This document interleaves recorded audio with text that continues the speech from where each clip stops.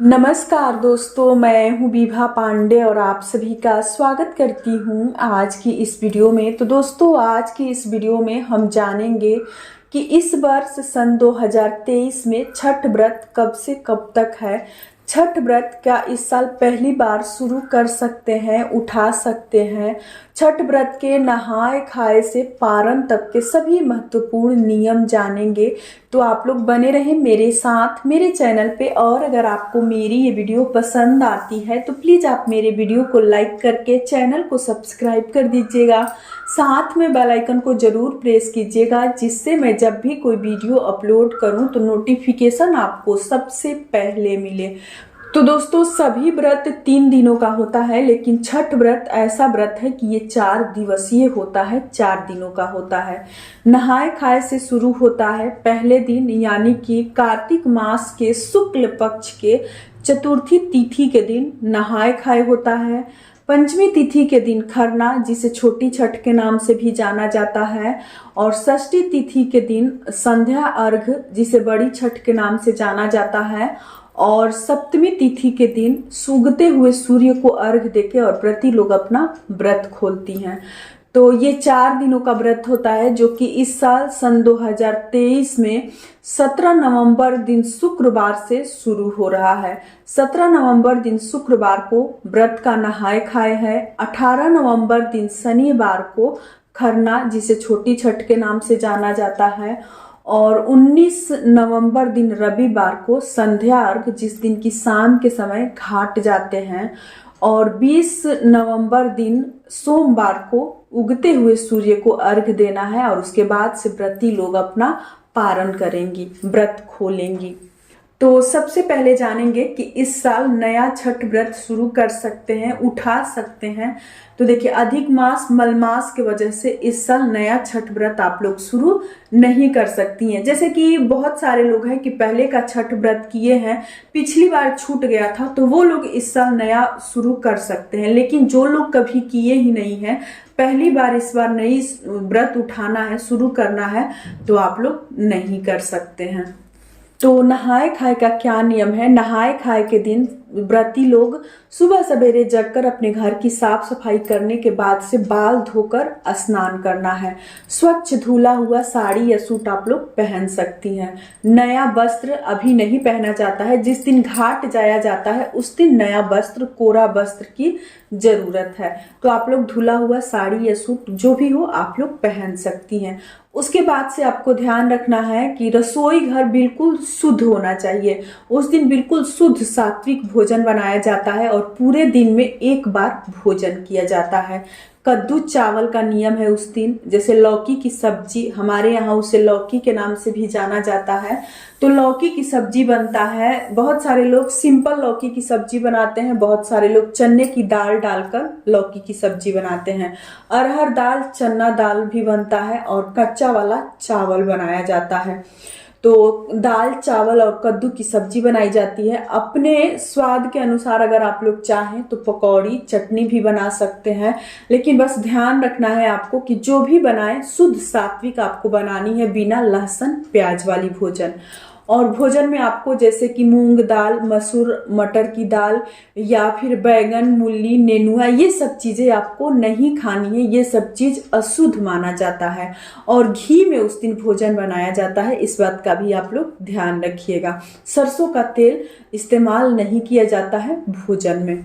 भोजन आपको अगर मिट्टी के चूल्हा और आम की लकड़ी मिले तो उस पे जरूर बनाएं। अगर ना मिले तो ध्यान रखें कि जिस चूल्हे पे आपने कभी भी नॉन वेज बनाया हो तो उस चूल्हे पे आपको भोजन नहीं बनानी है। क्योंकि देखिए, नहाए खाए से ही छठ पूजा का प्रसाद शुरू हो जाता है।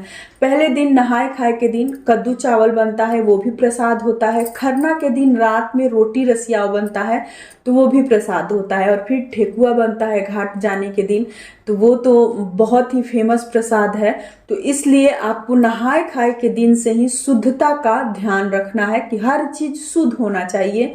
तो आपको जिस बर्तन में, जिस चूल्हे पे, गैस चूल्हे पे अगर आप कभी भी नॉन वेज बनाए हो, जिस बर्तन में कभी भी नॉन वेज बनाए हो या खाए हो, तो उस बर्तन का, उस चूल्हे का इस्तेमाल आप लोग छठ में नहीं कर सकते हैं।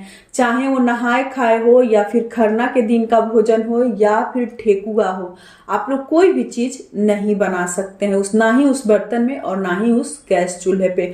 तब आपको नया बर्तन लेना होगा, नया गैस चूल्हा लेना होगा। अगर आपको मिट्टी की चूल्हा या फिर आम की लकड़ी मिल जाती है तो आप लोग गैस चूल्हा पे ना बनाकर मिट्टी के चूल्हा पे ही अगर भोजन प्रसाद तैयार करते हैं तो बहुत अच्छा माना जाता है। तो नहाए खाए के दिन कद्दू, चावल और दाल बनाई जाती है।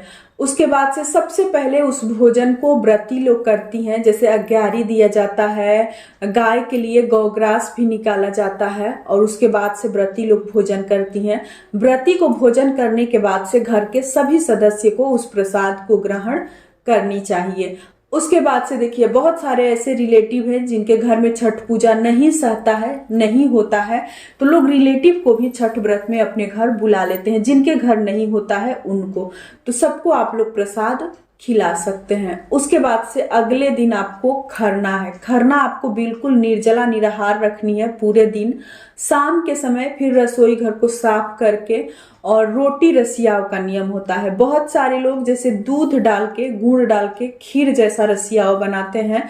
बहुत सारे लोग दूध नहीं डालते हैं, सिर्फ गुड़ और चावल से ही रसियाव बनाते हैं और रोटी बनाई जाती है। रोटी में घी लगाकर लोग प्रसाद ग्रहण करते हैं। तो व्रती जो महिला होती हैं उनके लिए एक रूम होता है, एक अलग से कमरा होता है, उसको अच्छे से साफ करना होता है। मतलब हर चीज शुद्ध होता है छठ पूजा में। तो एक रूम रखती हैं छठ व्रती लोग अपने लिए। उसी रूम में अस्थाई जगह पे साफ करके बैठ जाती हैं। खरना के दिन भोजन शाम में आपको तैयार कर लेनी है, अपनी रसोई घर पोंछ के साफ करके। रसोई घर में भी कर सकते हैं या फिर जिस रूम में आप लोग, जैसे कि एक रूम बना लें छठ पूजा के लिए, उसी रूम में आप लोग प्रसाद भी तैयार कर सकते हैं, उसी रूम में व्रती लोग सो भी सकती हैं। तो शाम के समय रोटी रसियाव आप लोग बना लें। उसके बाद से देखिए देर रात ये कार्य आपको करनी है, क्योंकि अगले दिन आपको पूरे 24 घंटा से भी अधिक निर्जला निराहार व्रत करनी है। तो आप लोग देर रात जैसे 10 बजे, 10:30 बजे तक भी आप लोग खरना के दिन भोजन कर सकते हैं। एक अस्थाई जगह पे बैठकर सिंदूरे से सिंदूर लगाई जाती है, तेल लगाई जाती है। छठ माता के नाम से भी जमीन पे ही तेल और सिंदूर लगाती हैं व्रती लोग और उसके बाद से भोजन ग्रहण करती हैं।